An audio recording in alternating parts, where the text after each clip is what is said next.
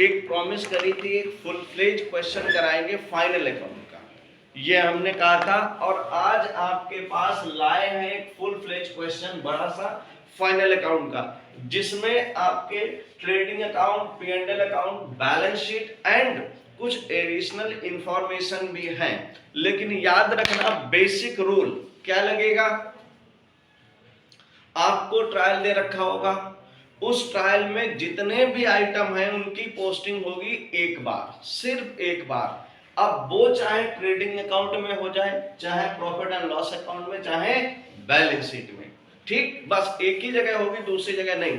लेकिन ट्रायल के नीचे कुछ बैलेंसेस दिए हैं, ट्रायल के नीचे बेटे कुछ बैलेंसेस दिए हैं क्वेश्चन नंबर 5 में।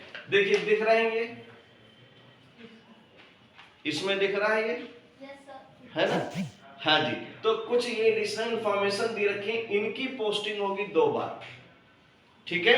एक बेटे कंफर्म बता देना बैलेंस शीट में आएगी। दूसरी पोस्टिंग अब देख लेना, डायरेक्ट नेचर की है तो ट्रेडिंग में, इनडायरेक्ट नेचर की है तो P&L में आएगी, ठीक है। तो सबसे पहले क्वेश्चन आपके सामने है, इसमें हम एडिशनल इंफॉर्मेशन करेंगे, ठीक है। जितनी एडिशनल हो जाएंगी उसके बाद सीरियल वाइज ऊपर से लेके चलते हैं और क्वेश्चन देखिए ऑटोमेटिकली मैच करेगा, ठीक है। तो सबसे पहले बेटे क्वेश्चन में हम ओपनिंग स्टॉक डाल लेते हैं। ओपनिंग स्टॉक कहां पे आता है? ट्रेडिंग में। देखिए to opening stock, opening stock कितना है? 62,000 है कि नहीं है? उसके बाद एडिशनल इंफॉर्मेशन में है बेटे क्लोजिंग स्टॉक मार्च 2022 72,000। इसका मतलब एक महीने का बैलेंस शीट में जरूर आएगा बेटे करंट असेट में, करंट असेट के साइड में एक आएगा क्लोजिंग स्टॉक,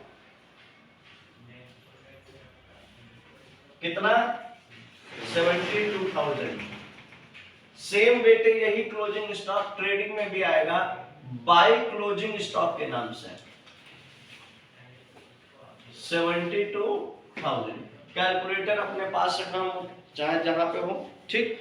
दूसरी बेटे इनकी इंफॉर्मेशन है डेप्रिसिएशन बिल्डिंग पे 10%, building bye 10% per annum, furniture fixture 10% per annum, office equipment 15% per annum, motor car 20% per annum, है ना। इसका मतलब हमें एक एक आइटम देखना है, डेप्रिसिएशन लगाना है। डेप्रिसिएशन हमारा क्या दिया? एडिशनल इंफॉर्मेशन में, तो एक तो असेट से माइनस होगा और दूसरा P&L में सट जाएगी डेप्रिसिएशन, ठीक है।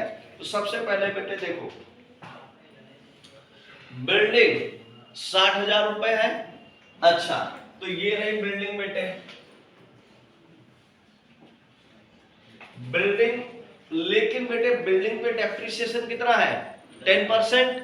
इसका मतलब 6,000 रुपए डेप्रिसिएशन माइनस हो जाएगा और बिल्डिंग की वैल्यू कितनी बचेगी? 54,000, यही है ना।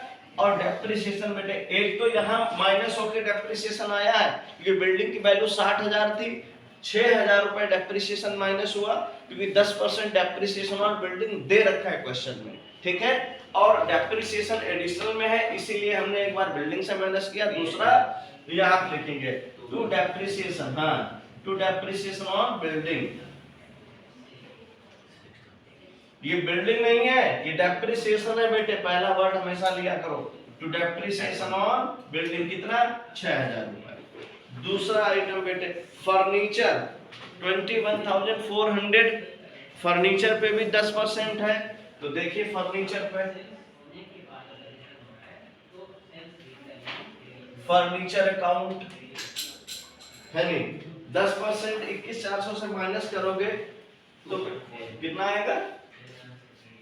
19,260, कितना? 19,260 है ना। और depreciation on, to depreciation on furniture 2140, हाँ जी 2140 आएगा, ये 0 है। अच्छा उसके बाद देखिए बेटे ऑफिस इक्विपमेंट 16,000 रुपए पे है और इस पे 15% लगेगा, है ना। तो office furniture, office equipment office कितने का है? 16,000 माइनस 15% डेप्रिसिएशन का है ना, कितना आएगा? 13,600। और टू डेप्रिसिएशन ऑन इक्विपमेंट कितना है? 2400। पक्का? चलिए अब बेटे मोटर कार देखते हैं, 20,000 रुपए की, इस पे 20% डेप्रिसिएशन। तो देखिए मोटर कार कितने की बेटे? 16,000। और डेप्रिसिएशन ऑन मोटर कार कितना? 4,000 रुपए।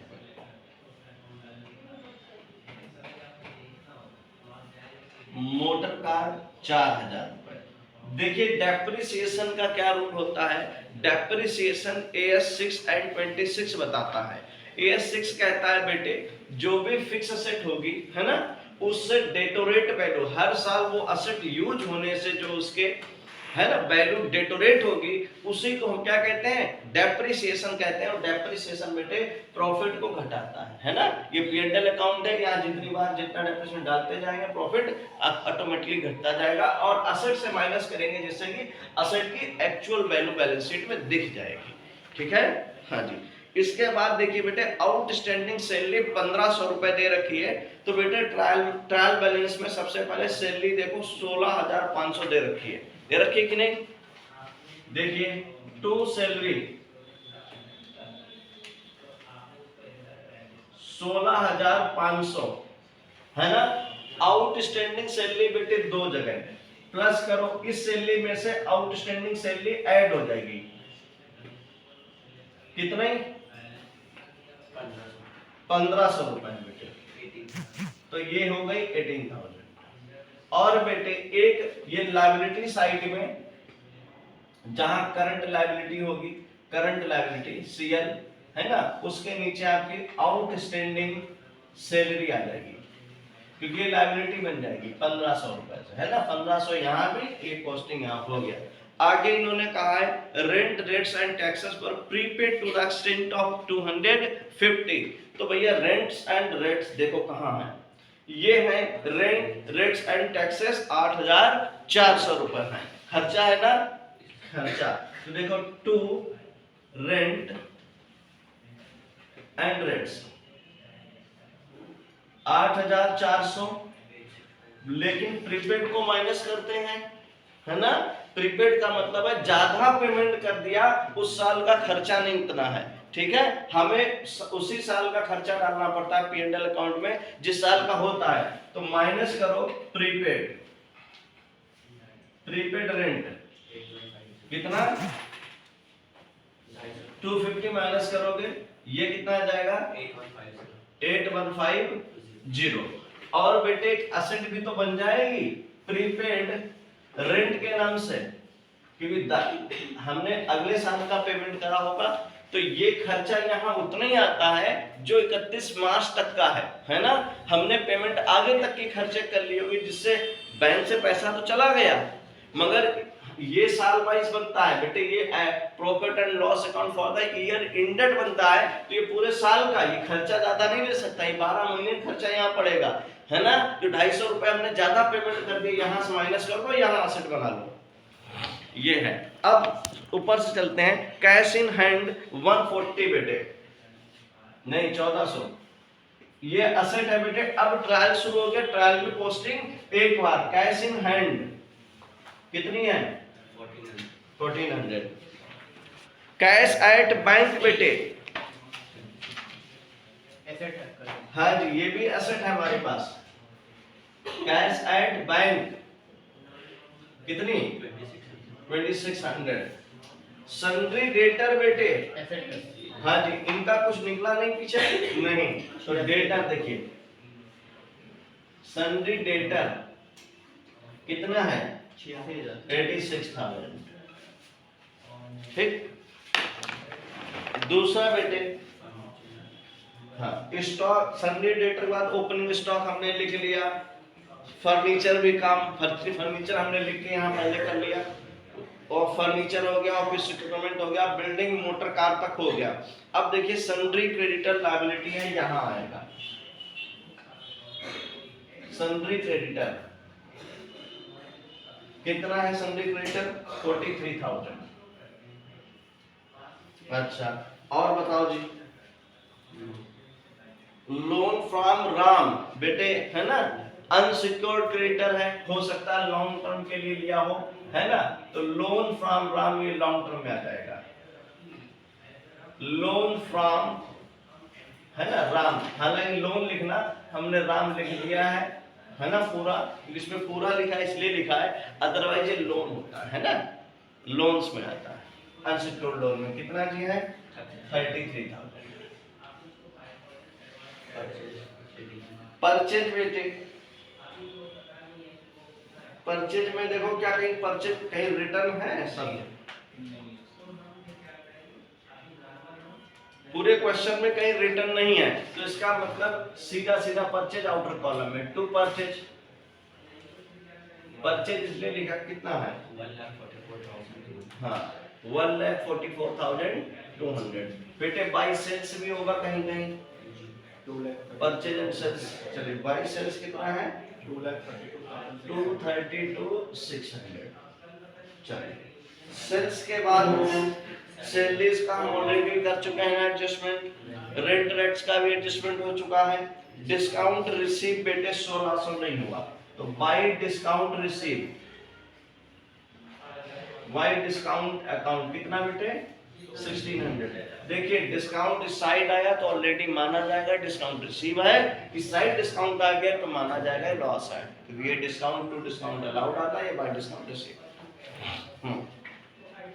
उसके बाद बेटे ड्राइंग, है ना, चूंकि ट्रायल में दी है, ट्रायल में ना दी होती तो यहां भी आती और यहां भी कैपिटल से माइनस होती, है ना, तो ड्राइंग कहां होती है? कैपिटल से माइनस। तो कैपिटल ढूंढ ले कितना है, पहले कैपिटल लिख लो।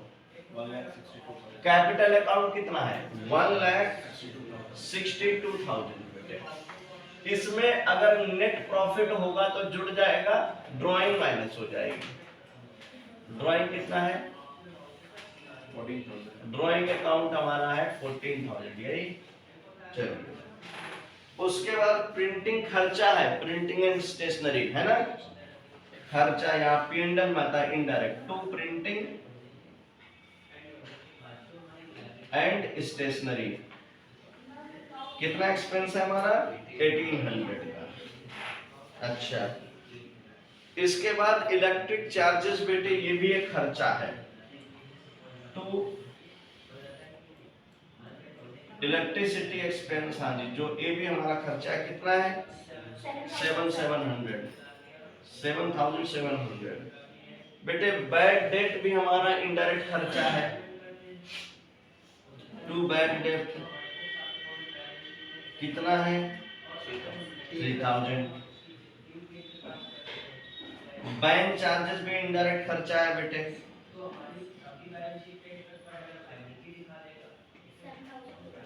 कितना है? 7,000। और कुछ नहीं, ठीक।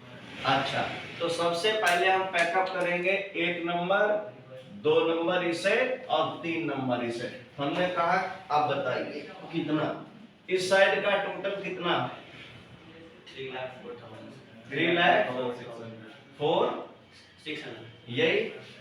तो इस साइड का भी टोटल ज्यादा वाला हम लिखते हैं 3,04,600। तो टू ग्रॉस प्रॉफिट आ जाएगा। ग्रॉस प्रॉफिट या जीपी एक ही बात, कितना? 98,400, ठीक है। तो ये प्रॉफिट आ गया, तो यहाँ ट्रांसफर हो जाएगा बाय ग्रॉस प्रॉफिट 98,400। माना जाता है ये बेटे ज्यादा है, कितना है बताओ मुझे। ये पूरा पूरा 1 लाख हो रहा है, ज्यादा हो रहा है? 1 लाख हो रहा है, इधर भी हमने 1 लाख लिख लिया। और टू नेट प्रॉफिट बताइए।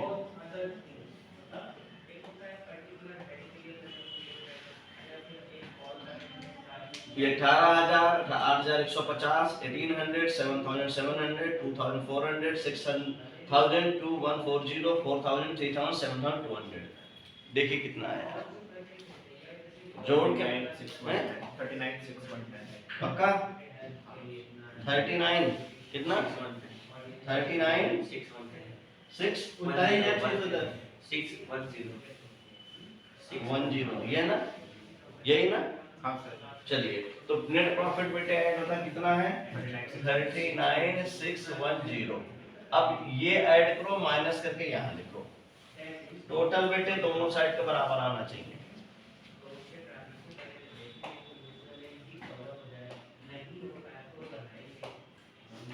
पहले कैपिटल में नेट प्रॉफिट ऐड करो, ड्राइंग माइनस करो 14,000 बताइए मुझे ये कितना है 87,610 1 लाख 1,87,610 610 ठीक। ये ऐड करके बता दो जो इसका टोटल आएगा वही इसका आएगा 2,43,643 2,43,643 पक्का टोटल गलत कितना हुआ टोटल कितना आया सर वो गलत है अभी बताइए। ये आप लोग बेटे टोटल कर लेंगे है ना, ये जितना टोटल इस साइड का आएगा उतना टोटल इस साइड का आएगा, बराबर आएगा, बैलेंसिंग हमारी सही ठीक है। अगर कोई डिफरेंस है तो दिक्कत आएगी ठीक है। दैट्स इट, यहाँ पे रोक दें। और कोई क्वेरी हो तो कमेंट करिएगा, पूछिएगा, वो क्वेश्चन वो कमेंट आप लोगों की जरूर उठाएंगे।